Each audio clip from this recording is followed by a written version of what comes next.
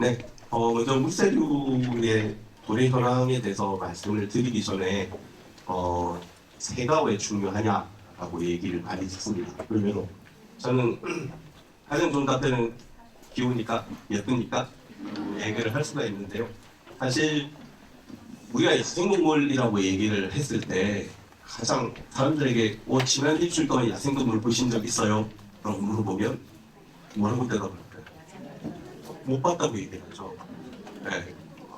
못 봤다고 합니다. 하지만 집 주변에 언제나 가시도 있고 참새도 있고 동생이 있을지 모르겠습니다. 요즘 하도 줄어들고 있어서 박새, 쇠박새, 도인대새들도 사실 우리 주변에 있는데 인지를 못하는 거죠. 물론 포유류나 다른 동물들도 있지만 대부분 사람들을 피하다 보니까 야행성이 나 그래서 우리가 잘 보지 못합니다. 하지만 새들은 종수가 가장 많습니다. 우리가 양서류는 전 세계에 8천여 종 정도 있다고 보고 있고요. 파충류는 요즘에는 뭐 만충까지도 보고 있지만 조류는 11,000여 종이고요. 포류류는 5,400종 정도밖에 안 됩니다. 결국 우리가 생각하는 야생동물 중에 가장 많은 것은 새들입니다. 그리고 새는 남극의 정중앙부를 제외한 전 세계에 다 퍼져 있습니다. 그러니까 뉴욕의 도심 한복판에도 굉장히 많은 새들이 있고요. 서울도 마찬가지고 어디나 남극 가장자리 부분 그리고 바다 한가운데 태평양 한가운데도 역시 새가 좀 있습니다. 그래서 우리는 굉장히 많은 다양한 새들을 어디서나 사실은 볼 수 있고요. 그리고 새에 대해서는 우리가 가장 많은 정보를 알고 있습니다. 지금 여기 있는 양서류, 파충류, 조류, 포유류 중에서 우리가 가장 많은 정보를 가지고 있는 것은 사실은 새입니다. 그래서 굉장히 연구가 많이 되고 있고요. 실제로 국제적인 학술지 논문으로 가장 많이 나오는 분류군이 새에 대한 논문이 가장 많이 나오고 있습니다. 그만큼 연구가 많이 되어 있기 때문에 우리가 잘 알고 있고요. 그렇기 때문에 얘네들이 뭘 먹는지, 어떤 환경이 어떤 변화가 있을 때 얘네들이 어떻게 반응하는지에 대해서도 가장 잘 알려져 있는 분류군이기도 합니다. 그리고 가장 중요한 것 중에 하나가 우리는 새 소리만 들어도 어떤 새인지 알 수 있습니다. 무슨 새예요? 네, 다 아시잖아요. 네, 다 아시네요.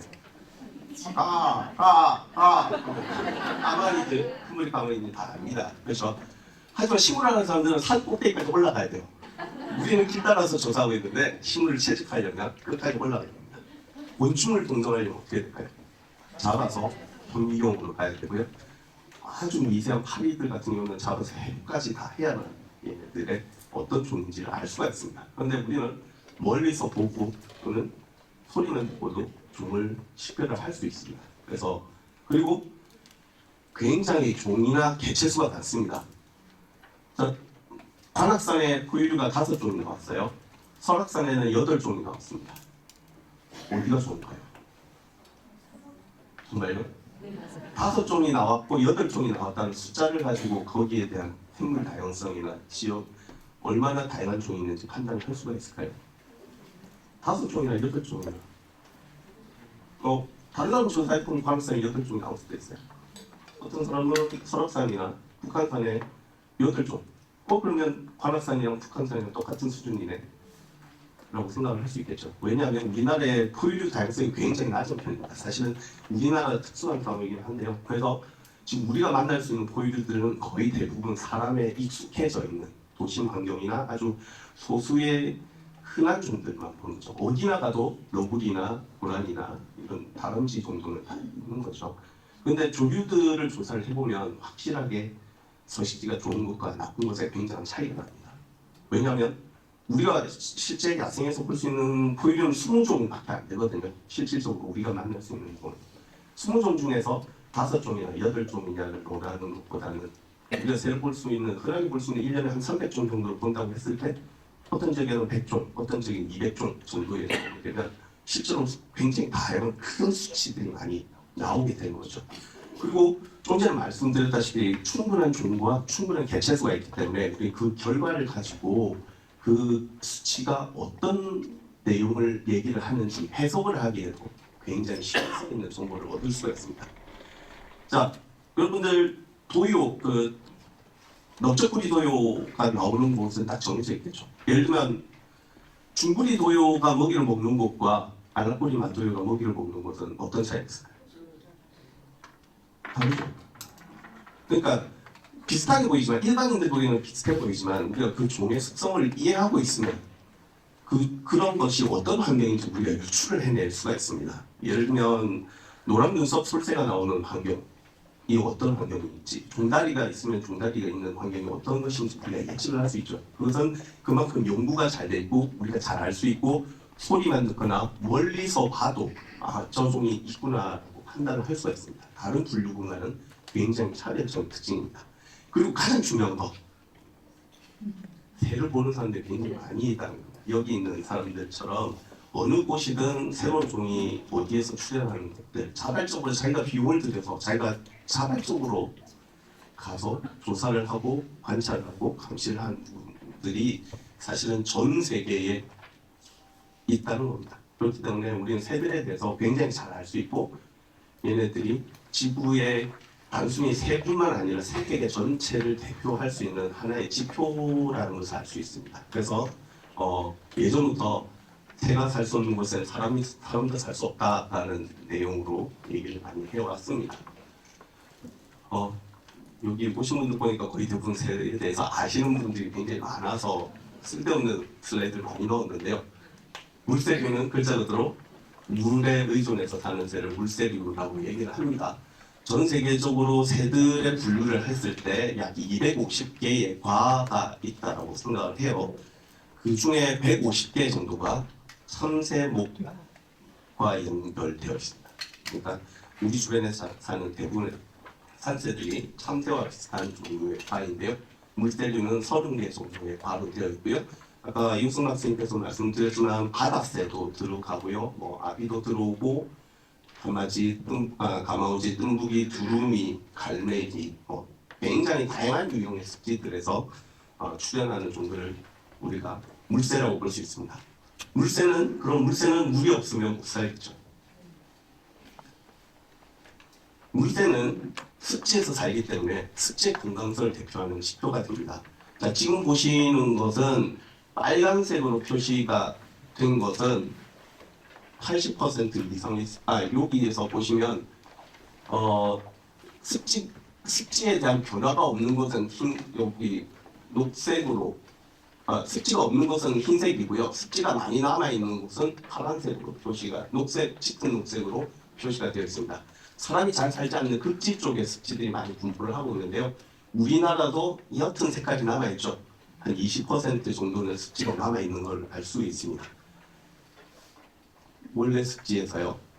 자, 지금 보시면은 우리나라 습지의 변화는 빨간색으로 표시가 되어 있습니다. 대부분의 습지가 어떤 형태로 변화되었는지를 보여주는 색깔인데요. 우리나라는 빨간색이죠. 일본도 마찬가지입니다. 빨간색은 전부 다 농경지에 의해서 됩니다. 그래서 우리나라에서 습지로 인정된 것 중에 하나가 가장 넓은 면적을 차지하고 있는 것이 바로 논입니다. 그래서 우리가 논 습지가 중요하다고 계속해서 강조를 합니다. 기러기들도 논에 와서 먹이를 많이 먹죠. 그래서 논 습지의 중요성을 강조를 하지만 사실은 논 습지는 우리가 먹기 위해서 유지를 하고 있는 거죠. 원래는 자연 습지가 아니라 자연 습지를 이제 다른 환경, 사람이 필요한 환경으로 너무나 바뀌었는데 그나마 논은 습지의 형태를 유지하고 있기 때문에 우리가 그 식량 안보뿐만 아니라 생태적인 기능을 우리가 계속해서 강조를 하는 겁니다. 물론 자연 습지가 있으면 더 좋겠죠. 어쨌든 1700년대 이후에 전 지구상의 담수, 민물로 된 습지의 35% 정도가 사라진 것으로 우리가 생각을 하고 있고 우리나라의 습지도 거의 80% 이상 사라졌습니다. 그리고 생긴 것이 논이라는 거죠. 지금 보시는 것처럼 물새들이 여기 있고 맹금류들이 어떤 습지 생태계에서 최상위의 맹금류들이 있습니다. 하지만 곳곳에 물고기를 먹는 물새들이 있고요. 조개를 먹는 애들도 있고 그리고 뻘이라든가 아니면 수초들을 먹는 새들이 곳곳에 포진이 되어 있습니다. 그래서 습지에 있는 생태계에서 중간 부분을 차지를 해서 습지의 생태계가 유지되는데 굉장히 중요한 역할을 합니다. 나중에 이런 미세한 먹이를 어떻게 먹는지에 대해서도 간단하게 설명을 드리도록 하겠습니다. 네, 가장 중요한 거. 숲에서는 우리가 동물들을 보기 어렵습니다. 그렇죠? 20m, 30m만 넘어가게 되면 사실 동물을 보기가 어려워지죠. 하지만 습지는 어떨까요? 습지나 갯벌로 대표되는 습지는 굉장히 장애물이 없이 넓게 펼쳐져 있습니다. 그렇기 때문에 그리고 새들은 이렇게 동종이 비교적 다른 분류군에 비해서 굉장히 쉽습니다. 그렇기 때문에 우리가 원거리에서도 얘네들을 방해하지 않고도 또는 얘네들을 잡아서 죽이거나 해고를 하지 않아도 종과 개체수를 판단을 할 수가 있겠죠. 그러다 보니까 우리가 직접적으로 계속해서 그 지역을 방문해서 조사를 하게 되면 그 지역의 환경 변화가 어떻게 되는지에 대한 대표적인 내용을 볼 수 있습니다. 아까 보셨다시피 새들이 사라진다는 것은 오염이 되거나 먹이가 사라지거나 사람들이 계속해서 강섭이 바뀌거나 뭔가 소식지의 변화가 있었다라는 것을 우리가 해석을 할 수가 있습니다. 그리고 물새들은 규칙적으로 모니터링을 하게 되죠. 자, 그리고 여기 보시면 다양한 새들이 분포를 하고 있는데 이런 새들은 우리가 아까 중구리도에나 알거리마도에나 이런 애들이 어떤 서식 조건이 다 다르듯이 이런 새들이 다양하게 있다는 것은 굉장히 다양한 환경의 요구 조건을 맞출 수 있는 환경이 유지가 되고 있다라는 것인데 얘네들 중에 일부 분류군이 사라지게 됩니다. 예를 들면 이렇게 얕은 물에 있는데 갈대가 들어와서 다 그 지역을 막아버리면 어떻게 될까요? 저처럼 다리 짧은 새들은 갈대가 없어지는 거예요. 그렇죠? 그렇기 때문에 분질에 어떤 변화가 보는지를 통해서 환경 변화를 유출을 해줄 수가 있습니다. 네, 지금처럼 다양한 수심들을 볼 수가 있고요. 이런 서식지 요구 조건을 만들기 위해서 우리가 어떤 지역의 서식지를 새로 만들 수도 있습니다. 자연적인 서식지를 해석을 할 수도 있을 거고요. 네, 뿌리 길이에 따라서 어떤 먹이를 먹는지에 따라서 갯벌의 어느 부분에 분포를 하는지도 우리가 해석을 할 수가 있습니다. 그리고 물새들은 물질 순환이나 어떤 생물들의 전파에 있어서 굉장히 중요한 역할을 합니다. 여기 새오리가 있죠? 새오리가 요런 씨앗을 옮길 수 있습니다. 어떻게 옮길까요? 먹어서 씨앗이 소화가 되지 않고 통하면서 흥미를 먹으면 어떤 기분인지 아실 겁니다. 그렇죠? 자, 오리가 하루에 몇 킬로 정도 움직일 수 있을까요? 우리나라에서 한 40km 정도의 움직입니다. 하지만 이동 시기에는 예를 들면 중국에서 우리나라까지 오는데 6시간밖에 안 걸립니다. 그 오늘 중국에서 먹고 출발해서 그 다음날 와서 배설을 하면 거기에 씨앗들이 섞여 있을 수가 있습니다. 그래서 종자와 같은 것들을 먹어서 산보를 할 수도 있고요.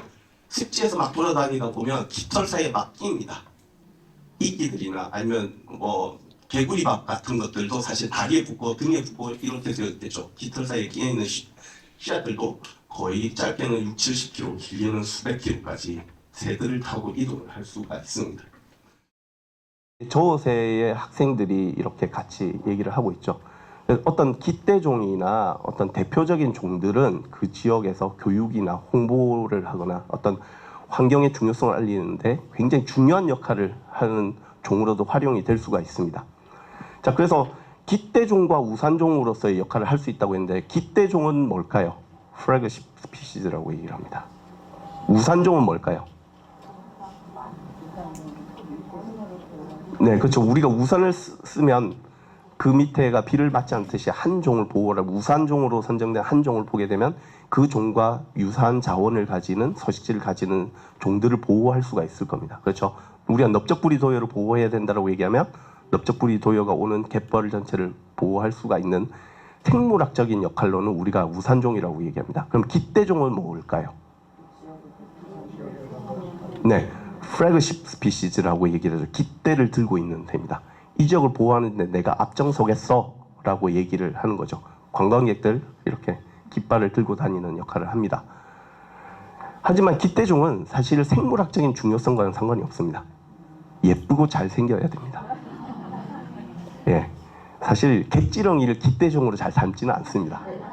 그렇죠. 바퀴벌레를 깃대종으로 아무리 멸종이 전 세계에 10마리밖에 넘지 않은 바퀴벌레라고 해도 걔를 깃대종으로 삼지는 않습니다. 깃대종은 정치적인 그리고 사회적인 목적에서 사람들을 이끌어내는 역할을 하는 생물학적인 역할보다는 좀 더 멋있고 잘생기고 그런 종들을 우리가 깃대종이라고 얘기를 합니다. 그래서 우산종은 생물학적인 역할을 하지만 깃대종은 우리 사람들과의 관계에서 홍보를 하기 위해서 훨씬 더 중요한 종입니다. 자, 지금 보시는 것은 무한갯벌에서 저희가 새들의 똥을 주워가지고요. 그 똥 안에 DNA를 분석을 해서 얘네들이 어떤 것을 먹었는지를 보는 겁니다. 그렇게 되면 이렇게 연결이 되어 있는 것은 이게 똥 하나에 들어있는 먹이원입니다. 그래서 이 먹이원을 보게 되면 여기 짱뚱어 같은 것도 먹고요. 뭐 저새나 노랑부리 평령은 짱뚱어도 먹었고 엽새우도 먹고요. 당연히 게 같은 것도 많이 먹죠. 그리고 새우 종류도 먹고요. 지렁이 그리고 조개류도 많이 먹습니다. 자, 요거는 약간 편향이 돼 있긴 한데 저희가 이 민물도요 똥을 많이 주웠거든요. 그때 민물도요는 굉장히 다양한 뭐 입이 작으니까 물고기는 안 나왔지만 그래도 새우나 게나 조개들을 먹었는데요. 그 중에서도 보면 여기 규조류, 예, 해양 규조류를 많이 먹은 것을 볼 수가 있습니다. 그래서 얘네들이 규조류를 어떻게 주워 먹을까요? 예, 요건 나중에 보겠습니다. 어쨌든 갯벌에 있는 굉장히 다양한 분류군들을 이렇게 복잡한 먹이망이 형성되고 있다는 것을 알 수 있습니다. 그래서 갯벌에 먹이 생물이 많으면 많을수록 새들이 훨씬 더 먹을 수 있는, 이용할 수 있는 자원, 먹이 자원이 많아지는 겁니다. 자, 오른쪽은 중국에서 최근 작년의 연구 결과인데요. 중국에서 청둥오리가 먹은 배설물을 분석을 했더니 다 이렇게 씨앗들, 굉장히 다양한 씨앗들이 나오는 걸 알 수 있습니다. 그리고 얘네들 중에 일부는 우리나라로도 들어온 것을 알 수가 있습니다. 네, 그래서 새들은 이런 종자 산포에도 굉장히 중요한 역할을 하고요. 아주 예외적인 경우니까 뉴스에 나오는데 지금 얘는 그 새가락도였는데요. 조개를 자기가 의도적으로 조개를 먹으려고 한 건 아니고요. 이렇게 하다가 살아있는 조개에 부리가 끼어서 구조가 된 상황입니다. 대부분 이렇게 구조를 해서 무사히 2마리가 끼었는데 미국에서 잘 날아갔다고 하는데 아주 재수가 없으면 이렇게 부리가 부러지는 사고도 있기도 하고요. 경우에 따라서는 아주 작은 조개를 잘못 밟아가지고 조개가 발가락에 붙어서 다른 지역으로 날아가는 사례도 있습니다. 와데네에서 그런 사례가 보고되고 있는데요. 예, 그렇게 조개를 옮기기도 하고요. 얘는 못 옮기겠지만 어부지리입니다, 이게. 자, 잉어 종류인데요. 이거는 좀 나쁜 사례이긴 합니다. 하지만 생물종을 옮길 수 있는 사례인데 실험적으로 청둥오리의 앙카다고 수카드에게 잉어 종류의 외래종 잉어 종류의 알을 500개씩 먹었어요. 알을 500개씩 먹였더니 그 중에 어떤 놈은 알이 5개, 이렇게 하나 이렇게 나왔어요. 살아서 알이 멀쩡하게 배설물로. 그리고 키워봤더니 그 중에 한 마리는 태어났어요. 그러니까 오리가 먹어도 완전히 소화가 안 되고 나오는 것에 의해서 이렇게 물고기까지 옮길 수 있는 그런 것을 볼 수가 있습니다. 어쨌든 새들은 생태계 안에서 굉장히 좋은 것일 수도 있고 나쁜 것일 수도 있고 굉장히 다양한 역할을 한다고 합니다. 자, 지금은 무슨 장면일까요? 네. 방금 전에 네. 청둥오리가 네. 저희 새끼가 나왔는데 암컷은 안 나왔잖아요. 요거는 실험에 있는 변이의 일종입니다. 네. 암수 차이 때문에 그렇게 생겼다라고 보기는 어렵습니다. 실험적인 상황에서 나온 거니까 예, 크게 차이는 없습니다. 자, 눈이 내린 거는 아니죠. 네. 예, 민물가마우지입니다. 요즘에 민물가마우지가 살림을 죽이는 최대의 적이라고 지금 예, 그래서 유해 야생동물로 지정이 됐죠. 한 1헥타 정도가 지금 죽어 있습니다. 그죠? 사람들이 민물가마우지가 숲을 죽인다라고 얘기를 하고 있습니다. 우리나라의 민물가마우지 번식지가 몇 개 정도 될까요? 지금까지 나온 건 한 30개. 뭐 정확하게 덜 알려져 있겠지만 한 20개, 30개 정도 됩니다. 1헥타 정도, 100m, 100m의 숲을 죽인다라고 해볼까요? 그러면 몇 헥타가 없어질까요? 한 30헥타? 이번에 산불 몇 헥타가 났을까요? 보통 4,000헥타, 산불이 크지 않은 일반적으로는 4,000헥타 정도가 매년 불에 탑니다. 근데 이번에는 거의 지금 계속되고 있으니까 4만 헥타를 넘어갈 걸로 생각이 되거든요. 신도시 개발이나 아니면 뭐 산불이라든가 이런 걸로 사라지는 산림을 봤을 때 민물 감화주의에는 산림 훼손은 사실상 무시해도 되는 수준이거든요. 그냥 싫은 거예요. 숲을 보호하자라는 핑계를 대는 겁니다. 하지만 요거는 원래는 자연적인 현상입니다. 이 똥은 뭘 먹고 생긴 걸까요? 예, 물에 있는 영양분을 산으로 옮기는 역할을 합니다. 그럼 산에 있는 영양분은 다시 어떻게 될까요? 다시 토양을 통해서 흡수되고 그 중에 일부는 물로 들어오게 됩니다. 그래서 영양순환을 과정의 하나인 거죠. 우리나라의 백로 서식지가 250개가 넘는데요. 그럼 백로들은 민물 감아 오지 전에 다 죽였어야죠. 그래서 여기에 나무는 죽습니다.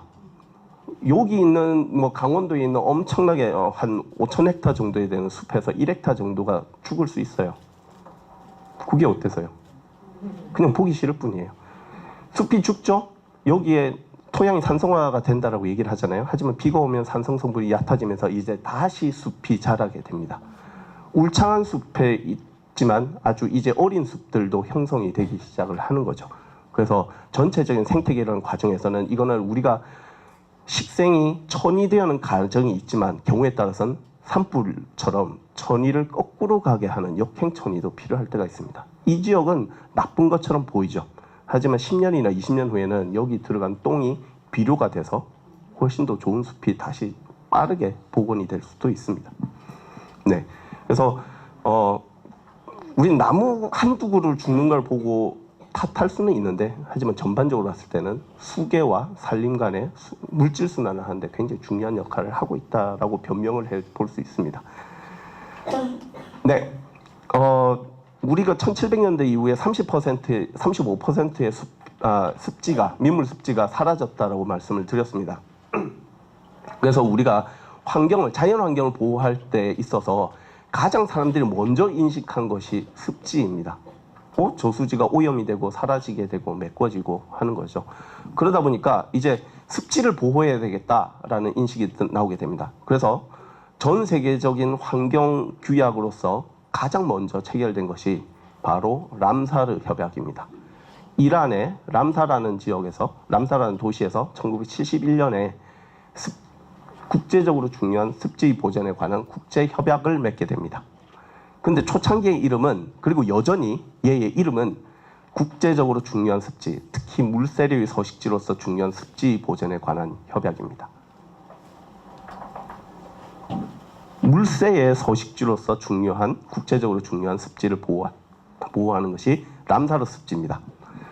자, 그런데 이제 사람들이 생물 다양성에 대한 인식이 점점 증가를 하게 되죠. 그러다 보니까 이제는 물세의 서식지로서 중요한 부분을 이제 잘 생각을 하지 않고 대부분 전반적인 생물 다양성을 대표하는 습지로서의 중요성을 더 강조를 하고 있죠. 하지만 그렇게 바뀐 것이 사실은 1996년입니다. 1971년부터 1996년까지 사실은 세를 기준으로 했는데, 그 이후부터는 이제 생물 다양성이 중요한 습지는 다 같이 보호하자라는 내용으로 이제 확대가 된 거죠. 하지만 여기에 얼마만큼의 생물 다양성이 있는지 우리가 알 수 있을까요? 여기 물 속에 어떤 생물들인지, 물벼룩 종류부터 작은 조개류, 그리고 톡톡이나 뭐 굉장히 다양한 미생물, 규조류부터 시작해서 여기에 있는 생물들이 얼마나 있는지 알려면 한 5년 정도 걸릴 겁니다. 그 5년 사이에 습지는 아예 없어질 수도 있고요. 하지만 여기에 오는 물새는 중학생들 데리고 와서 교육시켜서 필드스코프로 일주일에 한 번씩만 모니터링을 해도 오리가 몇 마리인지, 고니가 몇 마리인지, 두루미가 몇 마리인지는 조사를 할 수가 있습니다. 그렇죠? 뭐 일주일만 교육을 받으면 충분히 할 수가 있습니다. 그렇기 때문에 습지의 환경 변화를 우리가 예측하거나 정확하게 평가를 하기는 어렵습니다. 물속에서 어떤 일이 벌어지고 있는지 알 수는 없죠. 하지만 새들을 가지고, 특히 물새를 가지고 우리가 확인을 할 수가 있습니다. 그 습지가 어떻게 변해가는지. 자, 지금 보시는 것은 람사르 습지 등록 기준인데요. 굉장히 다양한 기준이 있는데, 예전에는 물새류를 중심으로 했지만 요즘에는 생물 다양성을 중심으로 합니다. 그러다 보니까 우리나라의 대부분의 람사르 습지 26개가 있다고 하는데요. 지금 보시면 철새 도래지는 그렇게 많지는 않습니다. 그러니까 실질적으로 시작이 되었고 가장 중요한 것이 철새의 습지를 보호해야 되는 것이 람사르 습지인데 우리는 대암산 용늪이나 천백고지와 같은 곳을 보호하려는 걸로 바뀌어 있습니다. 그러니까 뭐 그걸 나쁘다라고 얘기를 하는 것은 아닙니다. 습지를 보호하는데 굉장히 중요하게 활용이 되지만 여전히 중요한 철새의 도래지가 람사르 서식지로 인정을 받지 못하고 있는 환경입니다. 그래서 철새가 많이 온다라고 해도 그것보다는 뭐 갯지렁이나 아니면 주변에 있는 생물 다양성을 더 람사르 습지를 지정하는데 더 중요하다고 가치를 판단을 하고 있는 거죠. 네, 이제부터 조사 체계인데요. 아마 여러분들 다 아시는 내용이라서 크게 말씀을 드릴 필요는 없을 것 같은데요. 그래서 간단하게만 준비했습니다. 좀 우리나라에서 새를 담당하는 부서는 어딜까요? 환경부죠. 네, 환경부입니다. 현재는 환경부입니다. 네, 그래서 겨울철 조류 동시 센서스를 매년 겨울에 하고 있고요. 99년 이후로 하고 있습니다. 도요 물대새 도래 현황 연구를 2000년부터 시작을 했는데 지금은 중단된 상황입니다. 그리고 철새 이동 경로 연구를 93년부터 해서 사실은 도요 물대새 도래 현황 연구가 현재 철새 이동 경로 연구로 병합이 됐습니다. 그래서 철새 이동 연구가 상당히 큰 연구로 들어갔는데요. 여기서는 작은 새들의 이동을 보기 위해서 작은 새들을 포획을 해서 가락지를 달고 도요 물대새도 포획해서 가락지를 달고 하던 것들을 포함을 해서 전통적인 철새 이동 연구들이 포함이 되는데 조류 인플루엔자가 발병을 하고 요즘에는 추적 장치들이 굉장히 잘 발달이 되잖아요. 그러니까 추적 장치들을 가지고 어디로 이동하는지에 대한 연구로 가고 있습니다. 도유 물대새들에 대한 연구가 여기에 병합이 됐는데 그 주중력성은 점점 줄어들고 작은 산새류들을 우리가 포획을 해서 연구를 하고 가락지를 붙이고 하는 연구들도 점점 줄어들고 최첨단 연구를 강조하는 방향으로 가고 있습니다. 네, 뭐 가장 잘 아시는 것이 겨울철 조류 동시 센서스인데요. 예전에는 처음에는 겨울철새 동시 센서스라고 얘기를 했었습니다. 하지만 이제는 겨울철새 동시 센서스라고 하면 왜 물새들만 겨울철새만 하냐라는 비판이 있어서 겨울철에 하는 조류 동시 센서스로 이름이 바뀌었습니다. 그러니까 어쨌든 이 겨울철 조류 동시 센서스는 1999년에는 약 69개소에서 시작을 해서 지금 최근에는 200여 개소, 200개소를 가지고 정기적으로 조사를 하고 있고 조류 인플루엔자 문제가 발생을 하기 위해서는 10월, 11월, 1월, 2월, 3월까지 계속해서 조사를 하고 있습니다. 조류 인플루엔자가 굉장히 큰 역할을 했습니다. 조류 모니터링에 있어서. 어떻게 보면. 그런데 계속 철새들이 옮긴다는 것만 강조를 하고 있죠. 그래서 우리나라에 오는 겨울철 물새류 대부분이 겨울철 조류 동시 센서스가 거의 물새류이기 때문에 약 130만 마리가 매년 도래하는 것으로 알려져 있고요. 그 중에서 오리가 가장 많습니다. 80만 마리, 그리고 기러기가 20에서 25만 마리 정도가 도래를 합니다. 그리고 갈매기도 12만 마리가 되는데 실제로는 이거보다 좀 더 많을 겁니다. 조사 안 되는 해안만 해도 굉장히 많겠죠. 자, 그렇게 봤을 때 사실은 변동은 잠시 후에 다시 그래프를 그려보겠습니다. 아무래도 물새류에 대한 조사이다 보니까 지금 보시는 것처럼 주로 서해안과 남해안을 중심으로 많은 겨울철새들, 특히 물새들이 도래한다는 것을 알 수가 있습니다. 대부분 오리 기록이겠죠. 자, 그러면 우리나라에 오는 물새는 증가를 하고 있을까요? 줄어들고 있을까요? 개체수는 이렇게 되는데요. 종수는요? 종수는 200종 거의 비슷하게 나옵니다. 개체수는 왜 준다고 생각하셨어요? 환경이 안 좋아지니까. 환경이 안 좋아진다고 새들이 다 안 좋아지는 건 아닙니다. 그 부분도 말씀드릴게요. 어쨌든 요렇게 증가를 하고 있습니다. 개체수. 왜일까요? 처음에는 70개 조사를 했는데 지금은 200개 조사하는데요. 그죠? 그래서 어떤 애는 10곳 조사하고 어떤 애는 100곳 조사하면 100곳 조사하는데 새가 더 많이 나오겠죠. 그런 용량을 보정을 하기 위해서 우리가 통계적으로 그런 부분들을 통제를 하고 있습니다. 네. 하지만 그런 것들을 감안을 한다 해도 개체수는 증가를 하는 것이 맞습니다. 제일 많이 오는 새는 뭘까요? 여기 나와 있죠. 답이 나와 있죠. 네. 부동의 1위 가창오리입니다. 두 번째는 청둥오리입니다. 네. 세 번째는 흰뺨검둥오리. 그리고 새기러기와 큰기러기. 네. 얘네들이 거의 다 1위부터 4위까지 다 5위까지 거의 다 잡아먹고 있습니다. 가창오리, 청둥오리, 흰뺨검둥오리, 그리고 새기러기, 큰기러기. 두루미는 증가를 합니다. 순천만에서 두루미 굉장히 많이 나오고요. 철원에도 굉장히 두루미가 많이 나옵니다.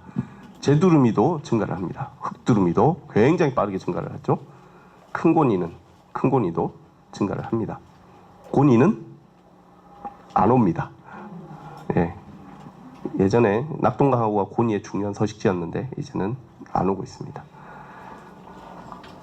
큰기러기는 증가를 합니다. 새기러기는 증가를 합니다. 놀랍게도 청둥오리는 줄어듭니다. 흰뺨검둥오리도 줄어듭니다. 이상하죠? 뭔가 잘못된 것 같죠? 네. 어쨌든 전반적으로 개체수는 늡니다. 자, 두루미나 제두루미 이런 두루미류가 증가하는 이유는 뭘까요? 보호를 엄청나게 열심히 하고 있거든요. 국제적으로 두루미는 엄청나게 보호를 하고 있기 때문에 굉장히 실질적인 개체수가 증가를 하는 것은 맞습니다.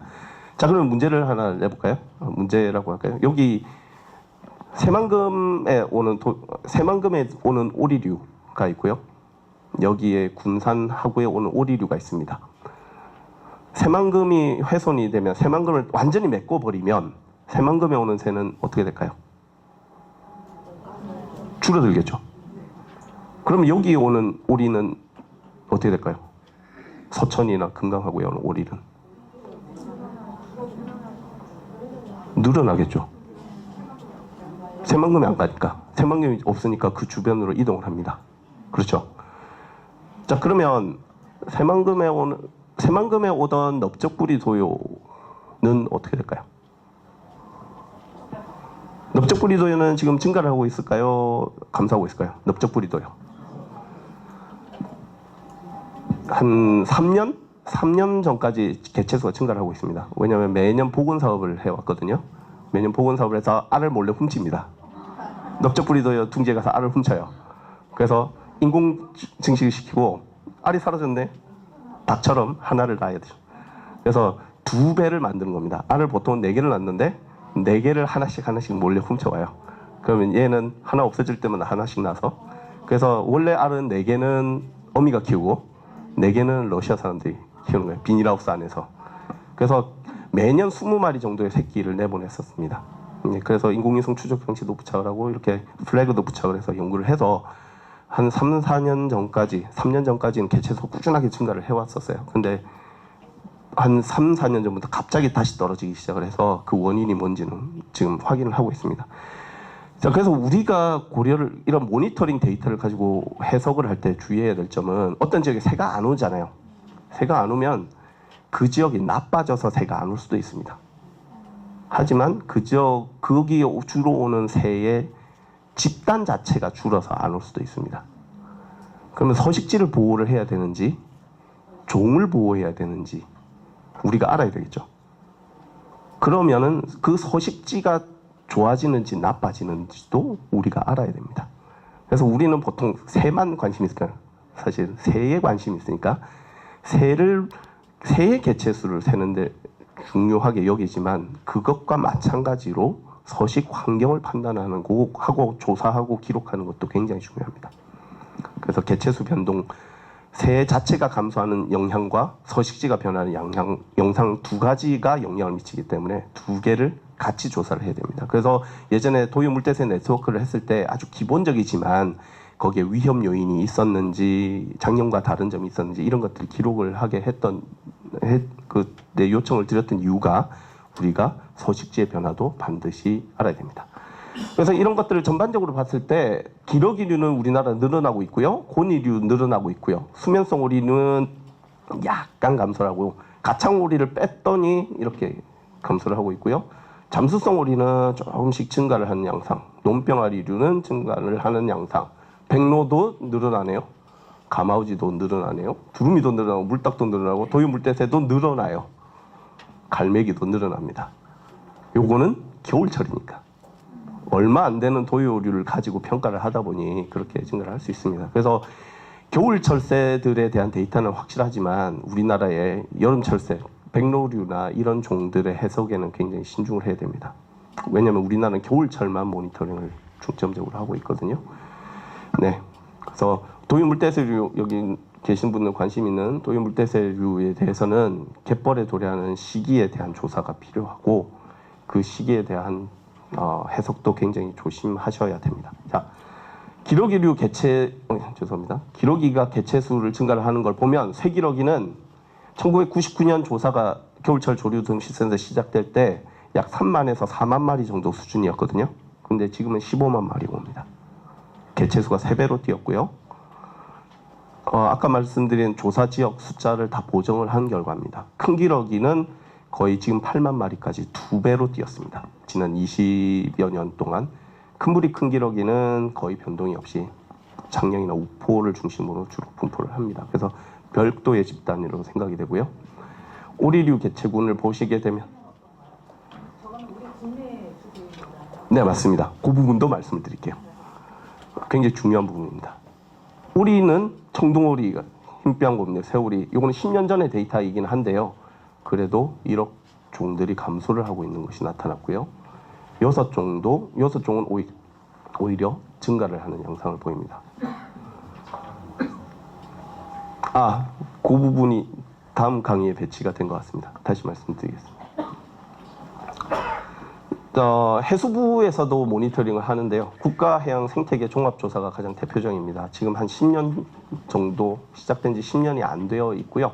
여기는 바다새와 도유물대새가 포함이 되어 있고 아마 많은 분들이 참여가 되어 있을 겁니다. 그래서 전국의 35개소의 주로 갯벌과 해안을 통해서 봄과 가을에 주로 조사를 도유물대새 봄, 가을에 조사를 하고 있고요. 강원도에는 주로 겨울에 강원도 세계소는 겨울에 도래하는 어떤 바다새들에 대한 조사를 추가적으로 진행을 하고 있습니다. 문제는 도유물대새에 대한 조사입니다. 바다새에 대한 조사도 마찬가지이지만 부정기적으로 진행이 되어 왔습니다. 지금 보시면 동진강, 새만금이죠. 새만금의 개체수를 살펴보게 되면 이렇게 줄었다. 17만 마리까지 오는 게 4만 마리로 줄었고 24만 마리가 11만 마리로 줄었다라고 얘기를 합니다. 이건 사실이죠. 제가 90년대 말이나 2000년대 초반에 옥구염전을 덮던 그 도유들 싹 사라졌으니까 네, 사라진 건 맞습니다. 하지만 우리가 정량적으로 얼마만큼 사라졌는지 모르고 있습니다. 왜냐하면 도유물대새에 대한 조사가 꾸준하게 이어지지 못한 것이 있습니다. 낙동강하고도 줄어들고 있죠. 우리나라에 도유물대새 몇 마리 올까요? 많이. 옛날보다는 엄청 적게. 우리가 환경 변화를 생각을 하면 다 새가 줄 거라고 생각을 하잖아요. 하지만 그렇지는 않습니다. 우리가 10종이 있잖아요. 10종을 봤을 때 2종은 증가를 해요. 3종은 그대로 유지를 하고 5종은 줄어요. 그래서 전반적으로 봤을 때 준다라고 얘기를 하는 겁니다.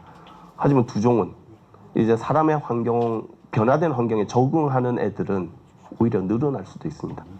집비둘기라든가 아니면 민물가마우지라든가 어떤 특정한 종은 특정한 환경이 조성이 되면 개체수가 폭발적으로 늘죠.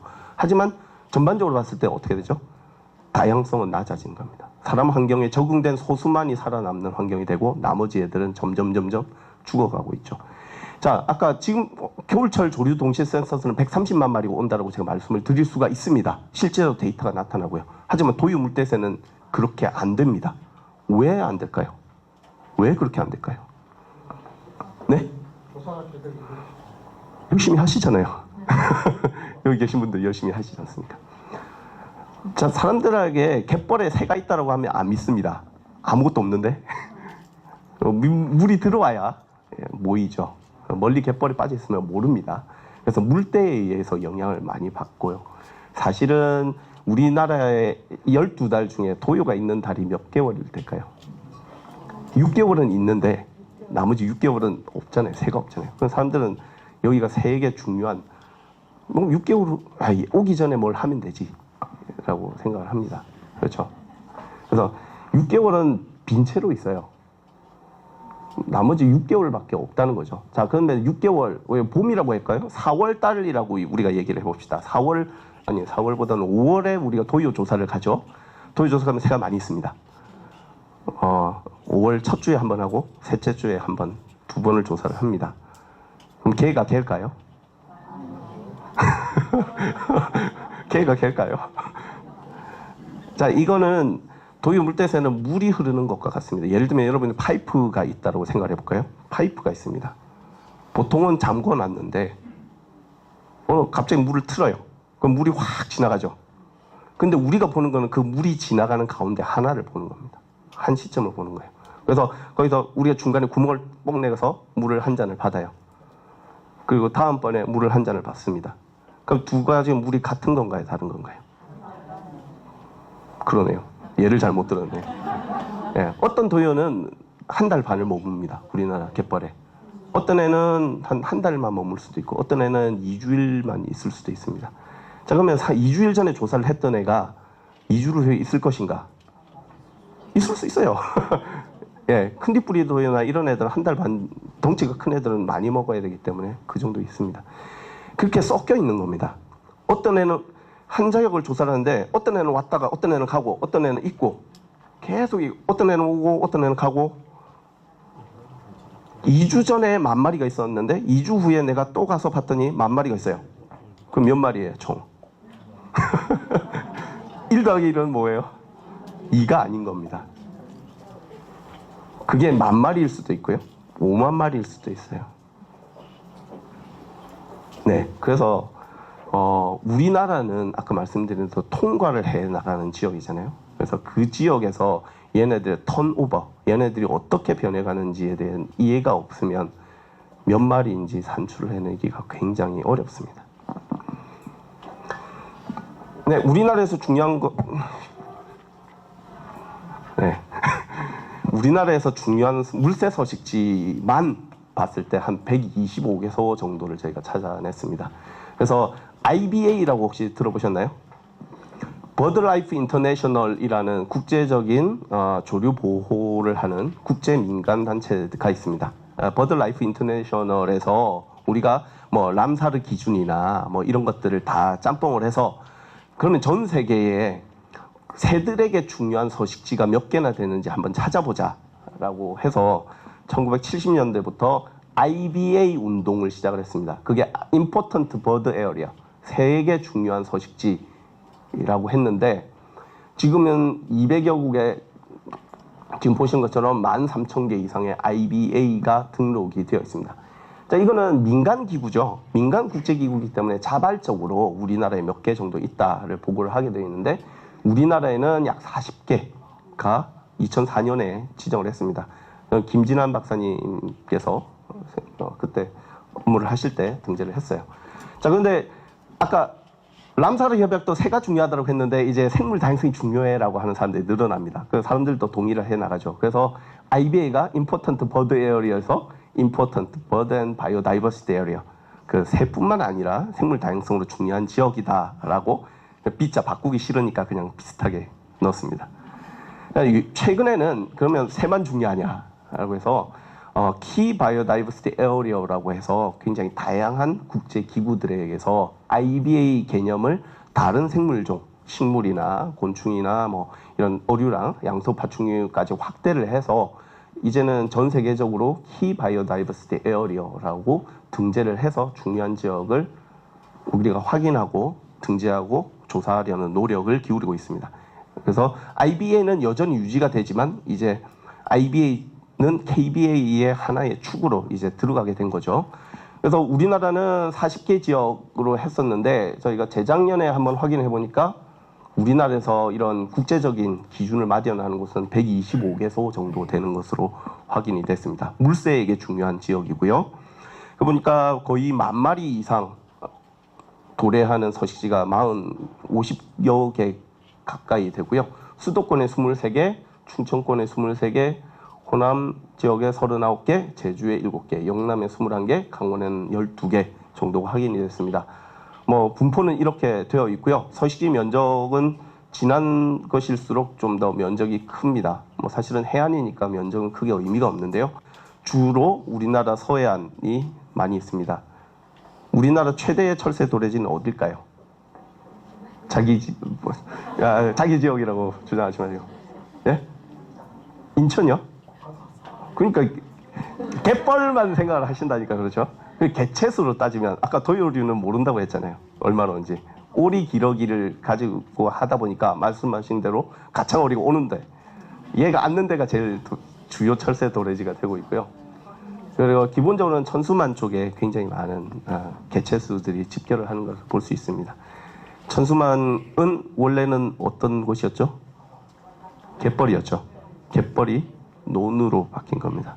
도요물대새 사는 데를 뺏어가지고 이제 오리기러기들한테 준 것입니다. 그래서 우리나라의 습지가 훼손된 거의 대부분의 이유는 농경지, 논을 만드는 데 썼고, 특히 우리나라에는 많은 간척 호수를 만들고, 간척지, 땅을 만들고 그 간척지에 물을 대기 위해서 민물 호수, 담수호를 만들다가 실패를 해서 시화호가 예, 최악의 오염을 가지게 됐었고, 새만금도 마찬가지가 되겠죠. 네, 그래서 그 지역, 아까 보여드렸던 125개소의 중요한 지역을 우리가 국제적으로 중요하다고 인식을 하게 만드는 어떤 특정한 종이 있습니다.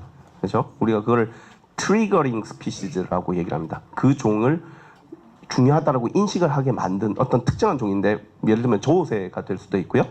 아니면 넓적부리 도요가 될 수도 있고 가창오리가 될 수도 있습니다. 그 중에서 가장 중요한 종이 어이없게도 흰죽지였습니다. 왜 그럴까요? 흰죽지가 무려 국제적인 멸종 위기종이 되었습니다. 그래서 흰죽지가 IUCN에서 멸종에 취약한 종으로 전 세계적으로 감소를 하고 있었습니다. 그 외에 새기러기가 20,000마리 이상 도래하기 때문에 이제 람사르 기준이나 IBA 기준을 만족을 하기도 했고요. 청머리 오리도 멸종 위기종인데 얘네들이 정기적으로 도래한 서식지가 있었기 때문에 나오고요. 알락꼬리 마도요하고 큰뒷부리 도요도 갯벌을 중요하게 인식시키는데 굉장히 중요한 요소로 적용을 했습니다. 보시면 붉은 어깨도요, 마도요, 좀도요, 흑꼬리도요, 이런 도요류들도 우리 갯벌의 중요성을 알리는데 굉장히 중요한 국제적인 기준을 만족하는 종이라는 것을 알 수가 있습니다. 네, 왜 위협을 받을까요? 우리나라 물새류에서 가장 사실은 심각한 멸종, 125개 지역 중에서 지금 심각한 위협을 받고 있는 것은 그렇게 비중이 낮았습니다. 그렇게 높지는 않았습니다. 대부분이 그냥 그런 정도의 보호 수준을 받고 있었고, 지금 당장 위급하게 우리가 액션을 취해야 할 것은 아니었는데 한 26개 정도는 우리가 보호 활동이 적극적으로 필요한 지역으로 되었고요. 그 중에 가장 큰 문제점이 지금 보시는 것은 영종도 남단이었습니다. 예, 지금은 아예 평평한 땅이 되어 있지만 지금 보시면 여기 엄청나게 많은 도요들이 있었는데 싹 사라졌죠. 그래서 서식지 소실이 굉장히 중요하고요. 많이 발생을 했고 그 지역 굉장히 흔히 발생을 했습니다. 그래서 주로 도요 물대새나 서식지와 바다새 서식지 시급성이 높은 것으로 평가가 되었습니다. 네, 강화도 남단 갯벌, 영종도 갯벌, 송도 갯벌, 시화, 만경강하고 동진강하고 전부 다 갯벌 서식지가 가장 위협에 처해 있는 액션이 필요한 지역으로 파악이 됐고, 구굴도나 마라도와 같이 멸종 위험에 있는 번식지도 포함이 되어 있습니다. 네, 어쨌든 국가 체계에서 조사들을 살펴보게 되면 지금 한 6분 남았네요. 결국에는 국가에서 하는 것은 한계가 있습니다. 그렇죠? 국가에서 하는 것들은 한계가 있기 때문에 그러한 공백들을 채워주는 것들이 필요합니다. 그래서 전국 도의물대세 조사가 한 2011년부터 5년간 진행이 되다가 중단이 되었고요. 하지만 여전히 굉장히 많은 이런 자발적인 활동들이 진행이 되고 있고 이런 정보들을 통해서 우리가 공식적인 조사로 파악할 수 없는 그런 정보들을 모으고 있습니다. 우리나라에는 여름철 번식기 조사가 없습니다. 전국적인 조사. 예를 들면 백로류 조사나 가마우지류 조사는 이제 문제가 되니까 조사를 하고는 있지만 우리나라에 얼마만큼 많은 새들이 어디에서 번식하는지에 대한 특정 조사들이 없는 상황입니다. 그 도유물대새 조사, 봄, 가을 조사, 겨울 조사, 그리고 여름 조사가 있어야 되는데 여름 조사는 산새류잖아요. 잘 안 보이다 보니까 전국적인 조사가 없습니다. 그래서 데이터가 비어 있는 곳들이 많이 있고 그런 것들은 국가 체계로는 커버할 수 없는 한계가 있어서 자발적인 참여가 굉장히 중요한 상황입니다. 지금 보시는 것은 도유물대새 네트워크에서 과거 신안군에서 호스트를 해서 그리고 다른 지자체들과 많은 분들이 활동을 해서 이렇게 조사를 진행을 했었습니다.